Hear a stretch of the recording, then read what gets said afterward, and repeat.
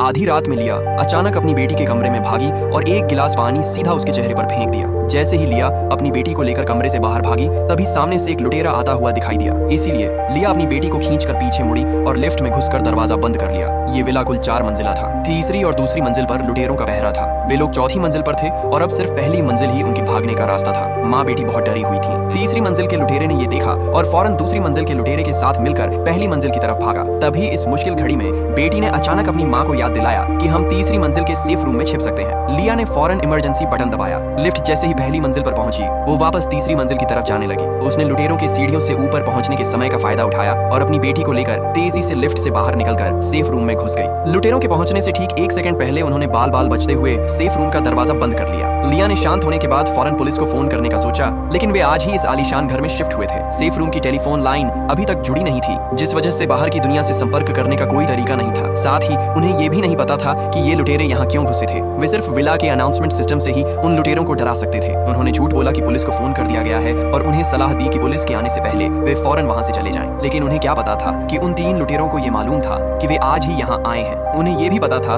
कि safe room की phone line चालू नहीं है, क्योंकि मार्क ही वो आदमी था जिसने ये सेफ रूम बनाया था। लेकिन लिया वन वे अनाउंसमेंट सिस्टम का इस्तेमाल कर रही थी, इसलिए लुटेरों की बातें वो बिल्कुल नहीं सुन सकती थी। वे लोग बहुत चालाक थे। लुटेरों ने एक कागज और कलम लिया और उस पर लिखकर लिया को बताया कि उन्हें जो चीज चाहिए वो सेफ रूम के अंदर है। अगर लिया सेफ रूम का दरवाजा खोल देती है तो वे माँ बेटी को बिना कोई नुकसान पहुंचाए जाने देंगे। लेकिन लिया कोई बेवकूफ नहीं थी। वो उनकी झूठी बातों पर कैसे यकीन कर सकती थी। उसने फौरन उनकी मांग को ठुकरा दिया। इस बात से लुटेरे बुरी तरह भड़क गए। लुटेरों का लीडर जॉन दूसरी मंजिल की छत तोड़कर जबरदस्ती तीसरी मंजिल के सेफ रूम में घुसना चाहता था। मार्क ने उन्हें बताया कि अगर वे सीमेंट की दीवार तोड़ भी दें तो भी अंदर एक बहुत मजबूत स्टील की परत है। सेफ रूम को बाहर से किसी भी हाल में नहीं खोला जा सकता। अब एकमात्र तरीका यही था कि माँ बेटी को खुद दरवाजा खोलने पर मजबूर किया जाए। लेकिन अभी अभी जब वे दीवार तोड़ रहे थे तो उसकी आवाज पड़ोसियों ने सुन ली थी। पड़ोसी दीवार पर जोर जोर से पीटकर अपना विरोध जता रहा था। ये देखकर माँ बेटी ने भी मदद के लिए जोर जोर से चिल्लाते हुए दीवार पीटना शुरू कर दिया। सेफ रूम की मोटी दीवारों के सामने उनकी पुकार किसी तक नहीं पहुंच सकती थी। इसी बीच मार्क ने अनजाने में दरवाजे के बाहर एक गैस सिलेंडर देखा और उसे अचानक कुछ याद आया। वो फौरन एक लंबा पाइप ले आया। उसने दीवार के वेंटिलेशन पाइप में छेद करके